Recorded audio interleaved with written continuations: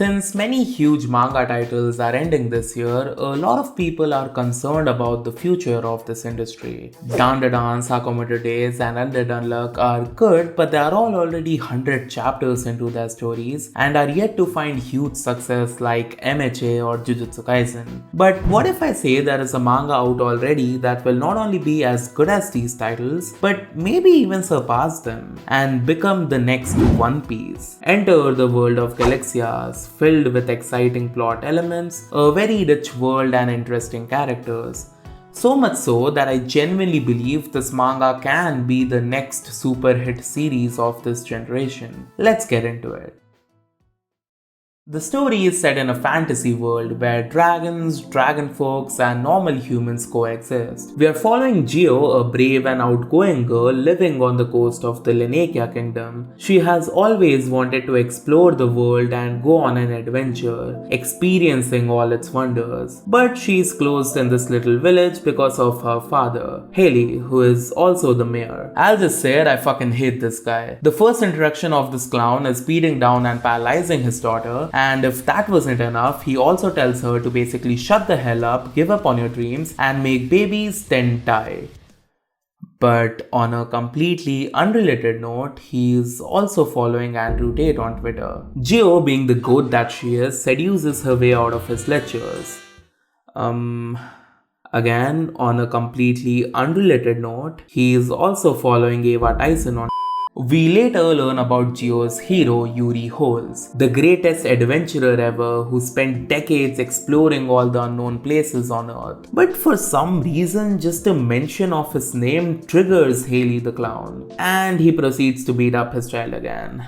Geo, passing her time fishing and bitching about her dad, catches a boy. He has been in the water swimming for a long time, so she gives him accommodation and food. I don't know why everyone is so good in manga. Like, my ass would assume it's a dead body and make a 958 sprint getting as far as possible from the crime scene. It turns out this guy has lost all of his memories. One day all of it just disappeared from his brain. So when he realized he couldn't remember anything, he set out on a journey to learn all about the world once again. What an absolute Chad. His life is basically an adventure now. He discovers new stuff and documents it in a journal. Small stuff that everyone knows about, but for him this entire world is completely fresh and brimming with mysteries all around. Geo is sort of jealous of him in an admiring manner. She thinks, why is this guy getting to live the life she always wanted to? As their banter continues, she tells him about her dream. She wants to explore the world and discover new things and write about it in a book so little kids can get inspired, just like her. But because of her father, she has given up on this dream. She says maybe in her next life she can go a bit further away. This line really gets to the guy. He goes at her, calling her dumb and boring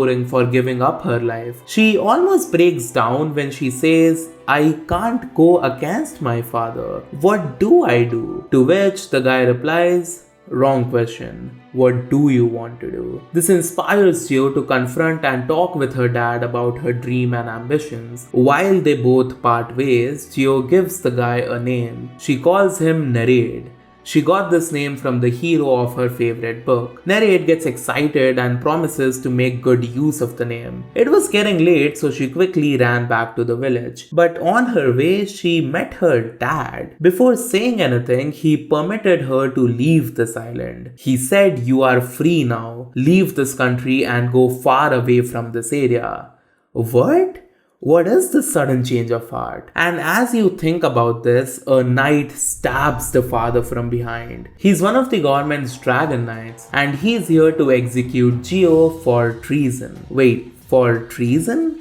What did Geo do? He reveals Geo is the daughter of the world's greatest adventurer, Yuri Holes. Her current father is not her biological father, and her actual father, her hero, is wanted as a suspect in the murder of their country's supreme leader, the Dragon King. Geo is the child of a king killer. This absolutely shocked Geo. She reflects on her entire life, including how much she hated her father. The poor guy kept her closed in the village only for her sake. If she went out, executors like this knight would kill her. He not only saved her but also raised her knowing he has no obligation. She's not his child. I owe this guy a very humble apology. As the knight beats them down, Geo thinks back to her dreams. She remembers her goal to explore the world, which motivates her to shoot the knight. Her dad shouts at her to run away. In response, Geo tells him to shut up and stop telling her how to live her life. Don't decide my future for me. I won't leave you behind and I'm not planning on dying either. I'm not gonna listen to any of you. I'll trample all of it as I move forward. Oh my god, this entire section is so cool. She runs at the knight with a bullet in her mouth which she spits out and blasts on his face. And you thought she was done? No, she's just getting started. Then she proceeds to kick hard right on his balls. Okay, that's just raw as fuck. But her soul power was still not enough, which is why Neraid had to bump in. He punches the knight and tells Geo she's not the least bit boring, then proceeds to get her and her dad to a safe place. I mean, how cool is he? He has injured humans in his hands while a knight is attacking him, and all he can say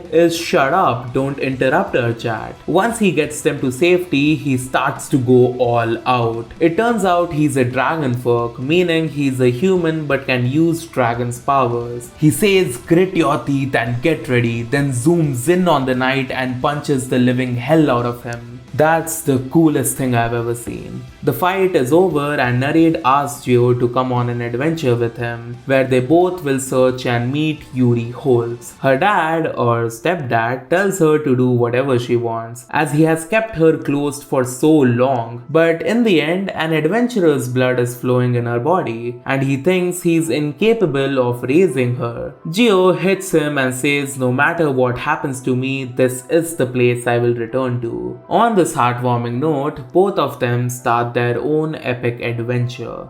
See, if the manga continued like this, I wouldn't big it up this much. The world is interesting, the characters are pretty cool, and the art is incredible. But writing-wise, it didn't do anything unique or too great. But as you read more chapters, you realize this manga might be something special. Like the power system. Even though we don't know much about it, it is interesting. The power system of this manga revolves around dragons, but I have barely talked about them, cause all we know is the Lanakia dragon is one of the 7 wonders of this world. They are life forms born with a tail and are found only in this country. There are also types of dragons like a kangaroo dragon or a scale dragon. No one knows how this started, nobody has discovered the dragon source, which I assume at the end of the series, Neraid and Geo will uncover. Anyways, moving on, the first stop in their journey is this town named Haveira, which is way more developed than Geo's village. It has electricity already and is going to get a railway system soon. But that's the problem. You see, wagoners currently run the entire distribution chain of the town, but they are getting older and declining in numbers. So the idea of opening a railway came in. If a railway came through here, the town would flourish and develop even further. But the wagons and wagoners would become completely useless. So the merchants who want a railway and wagoners who are saving their jobs are fighting each other. The Wagner's boss Harold is stone set on not letting a train pass through Haveira. He also has a kid working in his guild, Polta, who bumps into these two while delivering goods. But they don't make a big deal out of it and in fact help him in his deliveries as they look around the town. Polta really loves his town. He knows and cares about every aspect of it. He also enjoys working in Harold's group, but his dream is to become a scholar. He wants to investigate ruins and learn about Haveira's histories, for which he has to go to a school on the mainland. So he wants a railway in town, but also feels wrong for wishing a future without Wagners, as it completely goes against his boss. So just like Geo, he too has given up on his dreams, to which Neraid asks him if he has talked about this with anyone, and it turns out, no, he didn't. He not only didn't express his ambitions to anyone, but but he's just too shy in general. He never speaks up for himself and remains quiet even when he needs to take a stand.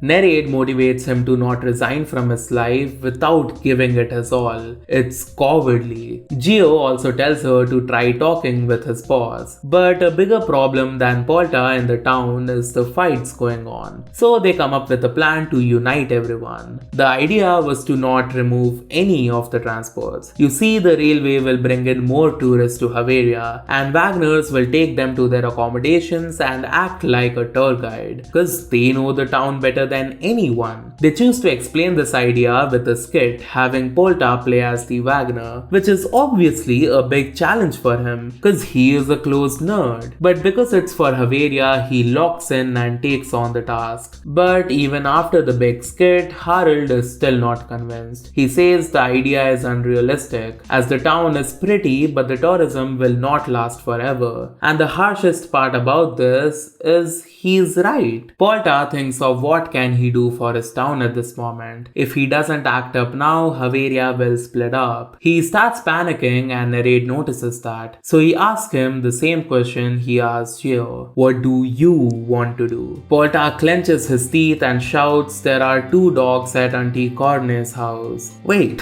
what is he on about? You realize he's expressing every single minute detail he knows about Haveria. It is his way of showing his love for this town. There are so many good people here. I love this town. The speech made everyone realize what Haveria means to them. It's everything they have, and it's not worth ruining over silly disputes. Let's change without changing anything. And like a cherry on top, Neraid grabs Harold and the merchant to take them into the sky and make them realize what they are risking to lose over this fight. A skytop view of Haveria. This spread is beautiful. All of this results in the town ending their fights and coming together for the betterment of everyone. Once again, Neraid changed someone's life with his words, leading to an entire town being saved. This is everything that happens in just 2 chapters, by the way. There is so much more to come. What I love the most about this manga is its world building. It does not do anything grand to establish such a good world, but just minor details mentioned here and there do so much. Like in past, there weren't many people who could read in Haveria, so they color coded the buildings so people could identify their houses. Many immigrants from the continent settled here, so initially yellow signified the district of people from deserts and light blue for people from the north. This is nothing to write home about, but basic stuff like these make a world feel real and just make sense. Apart from this, there are also many interesting mysteries and concepts introduced already. The hierarchy in the kingdom is still not explained properly. The main controlling body is the Dragon Government, in which we know of Dragon Knights and the Dragon King. But the Dragon Knights can form a vigilante group called a knighthood, which takes charge of certain areas in the country. And because the government does not exert much control, anyone who can defeat a Dragon Knight charged with controlling an area can take over his place. This can lead to people vying for power, battles and wars. Everything is possible. There are also royal zodiacs which are just mentioned in the story. We don't know anything about them. And as mentioned earlier in the video, the power system is also very interesting.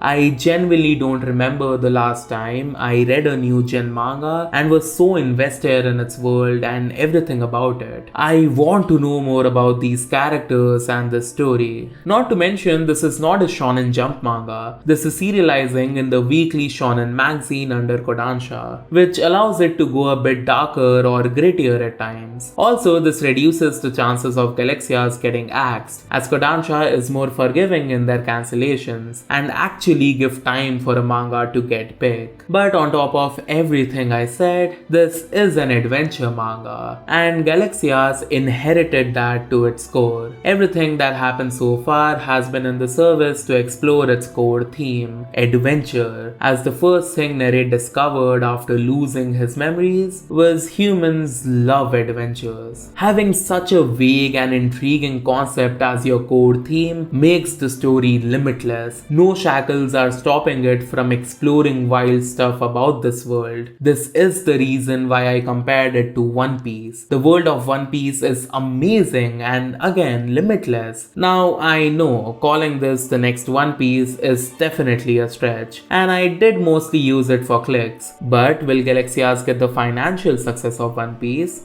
No. Will Galaxias be as popular as One Piece? Again, no. But I'm almost certain the story has the potential to go as wild as One Piece. And to me, that is what matters. Go read Galaxias now. You're missing out on so much. So yeah, that's about it for this video. Be safe, be nice, and I'll see you guys the next time. Goodbye.